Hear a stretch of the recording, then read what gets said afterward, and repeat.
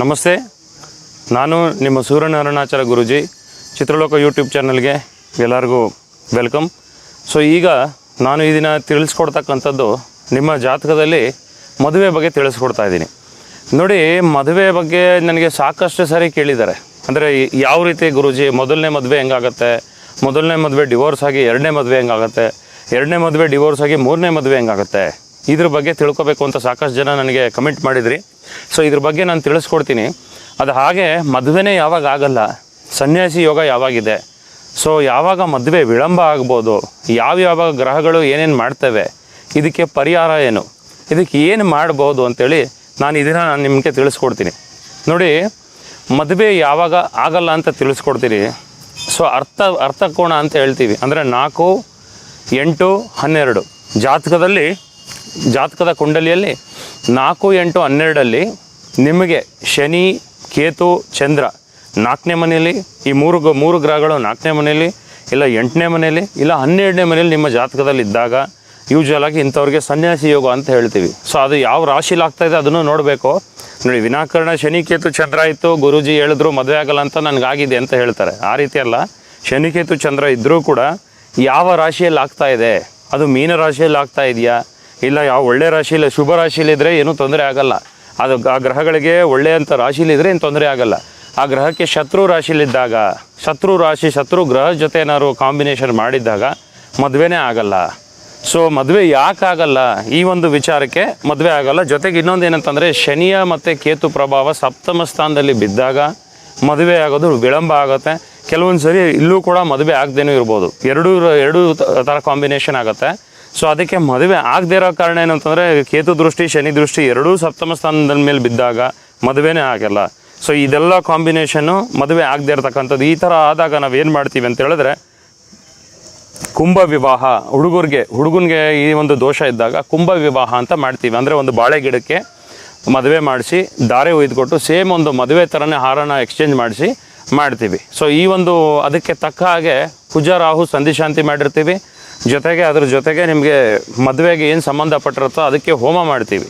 So ಈ ಒಂದು ಕ್ಯಾಲ್ಕುಲೇಷನಲ್ಲಿ ನಿಮಗೆ ಒಂದು ಗಂಡಿಗೆ ದೋಷ ಆಗಿದರೆ ಕುಂಭ ವಿವಾಹ ಮಾಡಬೇಕು. ಅದೇ ಹೆಣ್ಣಿನ ಜಾತಕದಲ್ಲಿ ಈ ಥರ ದೋಷ ಇದ್ದಾಗ ನಾವು ವಿಷ್ಣು ವಿವಾಹ ಮಾಡ್ತೀವಿ. ಸೊ ವಿಷ್ಣು ವಿವಾಹ ಯಾಕೆ ಮಾಡಬೇಕು, ನಮಗೆ ಗೊತ್ತಾಗುತ್ತೆ ಮದುವೆನೇ ಆಗಲ್ಲ ಅನ್ನೋ ಸಿಚುವೇಷನಲ್ಲಿ ನಾವು ಇದನ್ನು ಮಾಡಲೇಬೇಕು. ಸೊ ವಿಷ್ಣು ವಿವಾಹ ಮಾಡಿದ್ರೆ ತದನಂತರ ಆ ದೋಷ ಕಮ್ಮಿಯಾಗಿ ಮದುವೆ ಆಗೋಂಗೆ ಆಗುತ್ತೆ. ಇದು ಜಾತಕದಲ್ಲಿ ಇರ್ತಕ್ಕಂಥದ್ದು. ಈ ರೀತಿ ಏನಾದ್ರು ಇದ್ದರೆ. ಸೊ ಇದು ಬಿಟ್ಟು ನೆಕ್ಸ್ಟು ನಿಮಗೆ ಕ್ಯಾಲ್ಕುಲೇಷನ್ ಏನಪ್ಪ ಅಂತ ಹೇಳಿದ್ರೆ, ನೆಕ್ಸ್ಟು ಮದುವೆ ಯಾವಾಗ ಡಿವೋರ್ಸ್ ಆಗುತ್ತೆ. ನೋಡಿ, ಡಿವೋರ್ಸ್ ಯಾವಾಗ ಆಗುತ್ತೆ, ಈಗಿನ ಕಾಲದಲ್ಲಿ 90-80% ಮದುವೆ ಎಲ್ಲ ಡಿವೋರ್ಸಲ್ಲೇ ಹೋಗ್ತಾ ಇದೆ. ಒಬ್ಬೊಬ್ರಿಗೆ 2 ಮದುವೆ, ಒಬ್ಬೊಬ್ರಿಗೆ 3 ಮದುವೆ ಆಗುತ್ತೆ. ಯಾಕೆ ಆಗುತ್ತೆ ಅಂತ ಹೇಳಿದ್ರೆ, ಸಪ್ತಮ ಸ್ಥಾನದಲ್ಲಿ ಕುಜ ಇದ್ದಾಗ ನಿಮಗೆ ಮದುವೆಯಲ್ಲಿ ಏರ್ಪೇರ್ ಆಗುತ್ತೆ, ಮದುವೆ ಕಟ್ಟಾಗೋ ಸಾಧ್ಯತೆ ಇರುತ್ತೆ. ಸಪ್ತಮಾಧಿಪತಿ ಅಷ್ಟಮಾಧಿಪತಿ ಜೊತೆ ಸೇರಿಕೊಂಡು ಏನಾದರೂ ಸಪ್ತಮದಲ್ಲಿದ್ದಾಗ ಮದುವೆ ಡಿವೋರ್ಸ್ ಆಗುತ್ತೆ ಅಂತ ಖಚಿತ. 2ನೇ ಮದುವೆ ಹೆಂಗೆ ಡಿವೋರ್ಸ್ ಆಗುತ್ತೆ ಅಂತ ಹೇಳಿದಾಗ, ಈಗ ನವಮಾಧಿಪತಿ 2ನೇ ಮದುವೆಗೆ ನಾವು 9ನೇ ಮನೆ ನೋಡ್ತೀವಿ. ನವಮಾಧಿಪತಿ ಏನಾದರೂ ಬೈ ಚಾನ್ಸು 12ನೇ ಮನೆಯವನ ಜೊತೆ ಏನಾದರೂ, ಅಂದರೆ ವ್ಯಯಾಧಿಪತಿ ಜೊತೆ ಏನಾದರೂ ಸಂಬಂಧ ಮಾಡಿದರೆ ಇಲ್ಲೇನಾಗುತ್ತೆ, ನಿಮಗೆ ಕಂಪ್ಲೀಟಾಗಿ 2ನೇ ಮದುವೆ ಕೂಡ ಕಟ್ಟಾಗ್ಬಿಡುತ್ತೆ. ಕೆಲವರಿಗೆ 3ನೇ ಮದುವೆಗೆ ಜೀವನ ಚೆನ್ನಾಗಾಗತ್ತೆ.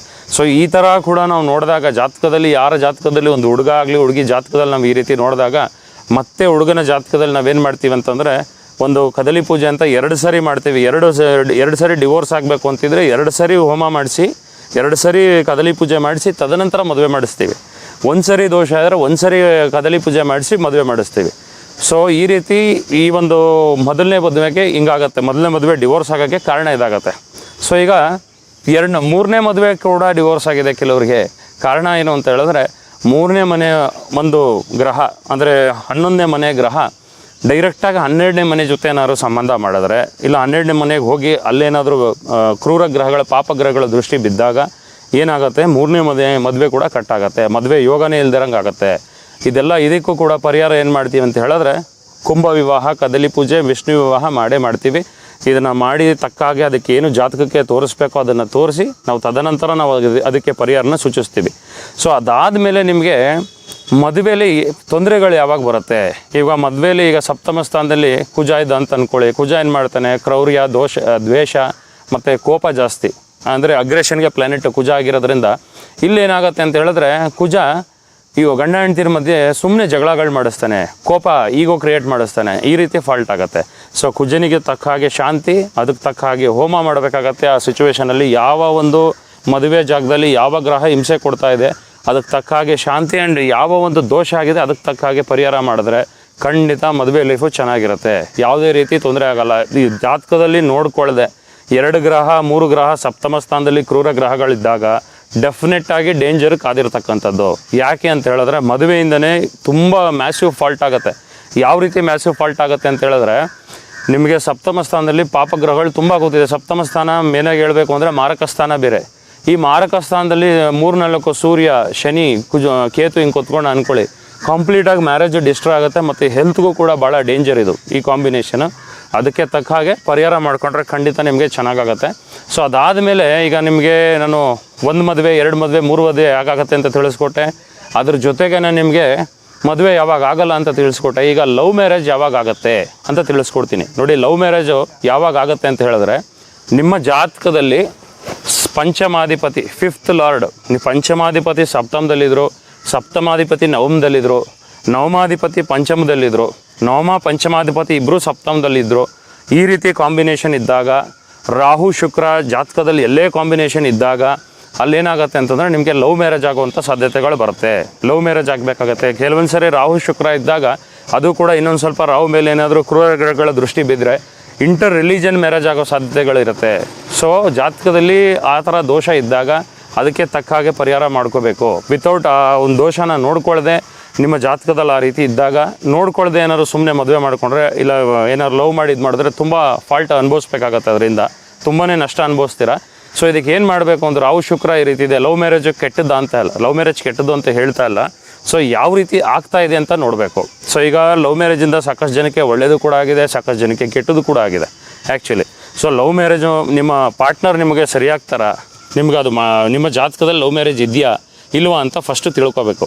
ಸೊ ಲವ್ ಮ್ಯಾರೇಜ್ ಯೋಗ ಖಂಡಿತ ಇದ್ದಾಗ ಖಂಡಿತ ಲವ್ ಮ್ಯಾರೇಜ್ ಆಗೇ ಆಗುತ್ತೆ. ಅದನ್ನು ಹಣೆ ಬರದಲ್ಲಿ ವಿಧಿನೇ ಲವ್ ಮ್ಯಾರೇಜ್ ಆಗಬೇಕು ಅಂತ ಬರೆದಿದ್ದಾಗ ಅದನ್ನು ದೇವರು ಕೂಡ ತಡೆಯೋಕ್ಕಾಗಲ್ಲ. ಅದನ್ನು ನಾನು ನಿಮಗೆ ತಿಳಿಸ್ಕೊಡ್ತೀನಿ. ಈಗ ಅರೇಂಜ್ ಮ್ಯಾರೇಜ್ ಹೆಂಗಾಗುತ್ತೆ, ಪಂಚಮ ಸ್ಥಾನದಲ್ಲಿ ಯಾವ ಗ್ರಹಗಳು ಇಲ್ಲ, ಸಪ್ತಮ ಸ್ಥಾನದಲ್ಲಿ ಯಾವ ಗ್ರಹಗಳಿಲ್ಲ, ನವಮ ಸ್ಥಾನದಲ್ಲಿ ಯಾವ ಗ್ರಹಗಳು ಯಾವುದೂ ಕಾಂಬಿನೇಷನ್ ಇಲ್ಲ, ಕ್ಲೀನಾಗಿದೆ ಅಂತ ಅಂದಾಗ ನಿಮಗೆ ಅರೇಂಜ್ ಮ್ಯಾರೇಜ್ ಆಗುವಂಥ ಯೋಗಗಳು ಚೆನ್ನಾಗಿ ಬರ್ತವೆ. ಇಲ್ಲ ಶುಭ ಗ್ರಹಗಳು ಪಂಚಮ ಸ್ಥಾನದಲ್ಲಿ, ಸಪ್ತಮ ಸ್ಥಾನದಲ್ಲಿ, ನವಮ ಸ್ಥಾನದಲ್ಲಿ ಶುಭ ಗ್ರಹಗಳಿದ್ದಾಗ ನಿಮಗೆ ಅರೇಂಜ್ ಮ್ಯಾರೇಜು ಕ್ಲೀನಾಗಿ ಆಗುತ್ತೆ. ಅಂದರೆ ಮದುವೆ ಶುಭ ಗ್ರಹಗಳು ಸಪ್ತಮ ಸ್ಥಾನದಲ್ಲಿ ಅಂದರೆ ಮದುವೆ ಸ್ಥಾನದಲ್ಲಿದ್ದಾಗ ನಿಮಗೆ ಭಾಳ ಒಳ್ಳೆಯದು. ಯಾವ ರೀತಿ ಅಂತಂದರೆ ಅದು ಇನ್ನೂ ನಿಮಗೆ ಗ್ರೋತು, ವೆಲ್ತು, ಲಕ್ಸುರಿ, ಪ್ರಾಸ್ಪರಿಟಿ, ಮದುವೆ ಆದಮೇಲೆ ಶ್ರೀಮಂತರ ಆಗ್ಬೇಕಂಥದ್ದು ಈ ರೀತಿ ಎಲ್ಲ ಯೋಗ ನಿಮ್ಗೆ ಬರುತ್ತೆ ಅಂತ ನಾನು ತಿಳಿಸ್ಕೊಡ್ತೀನಿ. ಸೊ ಈಗ ಲವ್ ಮ್ಯಾರೇಜ್ ಬಗ್ಗೆನೂ ತಿಳಿಸ್ಕೊಟ್ಟೆ. ಲವ್ ಮ್ಯಾರೇಜ್ ಯಾವಾಗ ಆಗಲ್ಲ, ಕೆಲವೊಂದು ಸರಿ ಎಷ್ಟೊಂದು ಜನ ಲವ್ ಮಾಡ್ತಾರೆ, ಬಟ್ ಲವ್ ಕಟ್ಟಾಗ್ಬಿಡುತ್ತೆ. ಅದರಿಂದ ಹೊರಗೆ ಬರೋಕ್ಕೆ ತುಂಬ ಕಷ್ಟಪಡ್ತಿರ್ತಾರೆ. ಅದಕ್ಕೆ ನೋಡಿ, ಲವ್ ಮ್ಯಾರೇಜು ಅಲ್ಲಿ ಕೆಲವೊಂದು ಸತಿ ಏನಾಗುತ್ತೆ ಅಂದರೆ ರೆಮಿಡಿ ಮಾಡ್ಬೋದು. ಏನು ಮಾಡ್ಬೋದು ಅಂದರೆ, ಲವ್ ಮಾಡಿದ್ದೀರಾ ಆದರೆ ತೊಂದರೆ ಆಗ್ತಾಯಿದೆ, ಸಿಕ್ಕಾಪಟ್ಟೆ ಏರ್ಪೇರ್ ಆಗ್ತಾಯಿದೆ, ಇದಕ್ಕೆ ಪರಿಹಾರ ಏನು? ಲವ್ ಮಾಡಿದ್ದೀರಾ, ನಿಮ್ಗೆ ಏರ್ಪೇರ್ ಆಗ್ತಾಯಿದೆ ಅಂತ ಹೇಳಿದ್ರೆ ನೀವೇನು ಮಾಡಬೇಕು ಅಂತಂದರೆ, ಪಾರ್ವತಿ ಸ್ವಯಂವರ ಹೋಮ ಅಂತ ಮಾಡ್ತೀವಿ ಆ್ಯಕ್ಚುಲಿ, ಅದನ್ನು ಮಾಡಿಸ್ಬೇಕು. ಲಕ್ಷ್ಮೀ ನಾರಾಯಣ ಕಲ್ಯಾಣೋತ್ಸವ ಅಂತ ಮಾಡ್ತೀವಿ, ಲಕ್ಷ್ಮೀ ವೆಂಕಟೇಶ್ವರ ಕಲ್ಯಾಣೋತ್ಸವ ಅಂತಲೂ ಮಾಡ್ತೀವಿ, ಇದೂ ಮಾಡ್ಬೋದು.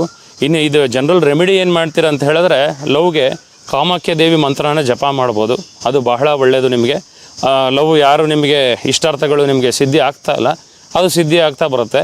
ಅದ್ರ ಜೊತೆಗೆ ಮೇನಾಗಿ ಹೇಳಬೇಕಂತ ಹೇಳಿದ್ರೆ, ಲವ್ ಸಕ್ಸಸ್ ಆಗಬೇಕು ಅಂತ ಹೇಳಿದ್ರೆ ಈ ಒಂದು 2 ಹೋಮನ ಮಾಡಬೇಕಾಗತ್ತೆ. ಈ 2 ಹೋಮದಿಂದ ನಿಮಗೆ ಖಂಡಿತ ಸಕ್ಸಸ್ ಅನ್ನೋದು, ಲವ್ ಅನ್ನೋದು ಸಕ್ಸಸ್ ಆಗೇ ಆಗುತ್ತೆ. ಸ್ವಲ್ಪ ದೋಷ ಇದ್ದರೆ ಕ್ಲಿಯರ್ ಮಾಡಿ ಸಕ್ಸಸ್ ಆಗಿಬಿಡುತ್ತೆ. ತುಂಬಾ ದೋಷ ಇದೆ, ಅಫ್ಲಿಕ್ಷನ್ ಇದೆ ಅಂತ ಹೇಳಿದ್ರೆ ಖಂಡಿತ ಲವ್ ಮ್ಯಾರೇಜು ಆಗೋದಿಲ್ಲ. ಲವ್ ಮ್ಯಾರೇಜ್ ಯಾವಾಗ ಆಗಲ್ಲ ಅಂತ ಹೇಳ್ತೀನಿ, ಪಂಚಮ ಸಪ್ತಮ ಸ್ಥಾನಾಧಿಪತಿಗಳು 2 ಗ್ರಹಗಳು 6ನೇ ಮನೇಲಿ, 8ನೇ ಮನೇಲಿ, 12ನೇ ಮನೇಲಿ ಲಾಸು, ವ್ಯಯ, ಪ್ರಾಬ್ಲಮ್ಸು, ಅಬ್ಸ್ಟೆಕಲ್ಸ್ ಮನೆಯಲ್ಲಿ ಓದ್ಬಿಟ್ರೆ ತುಂಬಾ ಕಷ್ಟ ಆಗುತ್ತೆ. ಅದನ್ನು ನೋಡಿ ಮಾಡಿ ಅದಕ್ಕೆ ತಕ್ಕಾಗೆ ಪರಿಹಾರ ಮಾಡಿದ್ರೆ ಖಂಡಿತ ಲವ್ ಮ್ಯಾರೇಜ್ ನಿಮಗೆ ಆಗುತ್ತೆ ಅಂತ ನಾನು ತಿಳಿಸ್ಕೊಡ್ತೀನಿ. ಸೊ ಸಾಕಷ್ಟು ಜನ ಲವ್ ಬಗ್ಗೆ ಕೇಳ್ತಿದ್ರಿ, ಕಮೆಂಟ್ ಆಗ್ತಿದ್ರಿ, ಅದಕ್ಕೋಸ್ಕರ ನಾನು ನಿಮಗೆ ಲವ್ ಮ್ಯಾರೇಜ್ ಬಗ್ಗೆ ತಿಳಿಸ್ಕೊಟ್ಟಿದ್ದೀನಿ. ಹಾಗೆ ಅರೇಂಜ್ ಮ್ಯಾರೇಜು, ಈಗ ಅರೇಂಜ್ ಮ್ಯಾರೇಜ್ ಆಗಿದ್ದೀರಾ, ಮ್ಯಾರೇಜ್ ಆಗಿಬಿಟ್ಟಿದ್ದೀರಾ, ಮದುವೆ ಆಗೋಗಿದೆ, ಸೊ ಮದುವೆಯಲ್ಲಿ ನೆಮ್ಮದಿ ಇಲ್ಲ ಗುರೂಜಿ ಅಂತ ಹೇಳ್ತಾರೆ. ಸೊ ಏನಕ್ಕೆ ಮದುವೆಯಲ್ಲಿ ನೆಮ್ಮದಿ ಆಗ್ತಾ ಇಲ್ಲ? ಮದುವೆ ಆಗೋಗಿದೆ ಈಗ, ಬಟ್ ಅಲ್ಲಿ ಜಾತಕದಲ್ಲಿ ದೋಷ ಇದೆ, ಕ್ರೂರ ಗ್ರಹಗಳು ಸಪ್ತಮ ಸ್ಥಾನದಲ್ಲಿದೆ. ಈ ರೀತಿ ಇದ್ದಾಗ ನಾವೇನು ಮಾಡ್ತೀವಿ ಅಂತಂದರೆ, ಯಾವ ಒಂದು ದೋಷ ಆಗ್ತಾ ಇದೆ, ಒಂದು ಎಕ್ಸಾಂಪಲು ರಾಹು ಸಪ್ತಮ ಸ್ಥಾನದಲ್ಲಿ ಇದ್ದಾನೆ ಅಂತ ಅಂದ್ಕೊಳ್ಳಿ, ತುಂಬಾ ಅವ್ರ ಮಧ್ಯೆ ಏರ್ಪೇರ್ ಆಗ್ತಾ ಇರುತ್ತೆ, ಒಬ್ಬರ ಮೇಲೊಬ್ಬರು ಡೌಟ್ ಪಡ್ತಾ ಇರ್ತಾರೆ. ಆ್ಯಕ್ಚುಲಿ ಒಂದು ಸ್ಟೆಬಿಲಿಟಿ ಇರೋಲ್ಲ, ಒಂದು ಕ್ರೆಡಿಬಿಲಿಟಿ ಇರೋದಿಲ್ಲ, ಡೌಟ್ ಮಾಡ್ತಾ ಇರ್ತಾರೆ. ಸೊ ಈ ಥರ ಸಿಚುವೇಶನ್ ನಾವೇನು ಮಾಡ್ತೀವಿ ಅಂದರೆ ಮರು ವಿವಾಹ ಅಂತ ಹೇಳ್ತೀವಿ. ಮರು ವಿವಾಹ ಅಂತ ಹೇಳಿದ್ರೆ ರೀಮ್ಯಾರೇಜ್ ಅಂತ ಹೇಳ್ತೀವಿ. ಯಾವ ರೀತಿ ಅಂತ ಹೇಳಿದ್ರೆ ದೇವಸ್ಥಾನಕ್ಕೆ ಹೋಗಿ ಮತ್ತೆ ಆ ಒಂದು ಜಾತಕಕ್ಕೆ ಏನು ಪರಿಹಾರ ಮಾಡ್ಬೋದು ಅಂತಂದರೆ ಮತ್ತೆ ಇನ್ನೊಂದು ಸತಿ ಅವ್ರನ್ನೇ ಮದುವೆ ಮಾಡ್ಕೋಬೇಕು. ನೀವು ಯಾರ ಹತ್ರ ದೋಷದಲ್ಲಿ ಒಳಗಾಗಿದ್ದೀರಾ, ನೆಮ್ಮದಿ ಸಿಗ್ತಾ ಇಲ್ಲ, ಅವ್ರ ಜೊತೆನೇ ಈಗ ರಿಲೇಷನ್ಶಿಪ್ ಬಿಡೋಕ್ಕಾಗಲ್ಲ ಅಂತಂದಾಗ ಅವ್ರ ಜೊತೆನೇ ಮದುವೆ ಇನ್ನೊಂದು ಸರಿ ದೇವಸ್ಥಾನಕ್ಕೆ ಹೋಗಿ ಮತ್ತೆ ಸೇಮ್ ಮದುವೆ ಮಾಡಿಸ್ದಂಗೆ ಚಿಕ್ಕದಾಗಿ ಒಂದು 1/2 hour ಪೂಜೆ ಮಾಡಿಸ್ತಾರೆ ನಮ್ಮಂಥವರು ಪುರೋಹಿತ ಗುರುಜಿಗಳು. ಮಾಡಿಸ್ಬಿಟ್ಟು ನಿಮಗೆ ಮತ್ತೆ ಮದುವೆ ಮಾಡಿ 3 ಗಂಟೆ ತಾಳಿ ಕಟ್ಟಿಸಿ ಕಳಿಸ್ತೀವಿ. ಸೊ ಈ ರೀತಿ ಮಾಡೋದ್ರಿಂದ ಏನಪ್ಪ ಆಗುತ್ತೆ ಅಂದರೆ ಜಾತಕದಲ್ಲಿ 2 ಮದುವೆ ಆಗಬೇಕು ಅಂತಿದ್ದಾಗ, ಮೊದಲನೇ ಮದುವೆ ಆಗಿದ್ದಾಗ ಅವ್ರನ್ನೇ ಇನ್ನೊಂದು ಸರಿ ಆದಾಗ ಈ ಒಂದು ದೋಷಕ್ಕೆ ಪರಿಹಾರ ಆಗುತ್ತೆ. ನಿಮಗೆ ಮ್ಯಾರಿಟಲ್ ಲೈಫ್ ಹ್ಯಾಪಿನೆಸ್ ಸಿಗುತ್ತೆ, ನೆಮ್ಮದಿ ಸಿಗುತ್ತೆ. ಮದುವೆ ಮಾಡ್ಕೊಂಬಿಟ್ಟಿದ್ರೆ ಏನು ಮಾಡ್ಬೋದು ಅಂತಂದರೆ ಈ ರೀತಿ ಮಾಡ್ಬೋದು. ಮದುವೆ ಮುಂಚೆ ಏನು ಮಾಡಬೇಕು ಅಂತಾರೆ ಇದನ್ನು ನೋಡ್ಕೊಂಡು ಈ ರೀತಿ ಮಾಡ್ಬೋದು. ಸೊ ಎರಡಕ್ಕೂ ಕೂಡ ನಿಮಗೆ ತಿಳಿಸ್ಕೊಟ್ಟಿದ್ದೀನಿ. ಇದೆಲ್ಲ ಮ್ಯಾರೇಜ್ ಮದುವೆ ಸಂಬಂಧಪಟ್ಟಿರ್ತಕ್ಕಂಥದ್ದು. ಸೊ ನಿಮ್ಮ ಜಾತಕದನ್ನ ಪ್ರಾಪರಾಗಿ ಅನಲೈಸ್ ಮಾಡಿಸಿ ಮದುವೆ ಮಾಡ್ಕೊಳ್ಳಿ. ದೋಷ ಇದ್ದರೆ ಅದಕ್ಕೆ ತಕ್ಕಂತೆ ಪರಿಹಾರಗಳು ಮಾಡ್ಕೊಳ್ಳಿ ಅಂತ ನಾನು ನಿಮಗೆ ತಿಳಿಸ್ಕೊಡ್ತೀನಿ. ಇನ್ನಷ್ಟು ವಿಷಯಗಳನ್ನ ತರ್ತೀನಿ. ನಮಸ್ತೆ.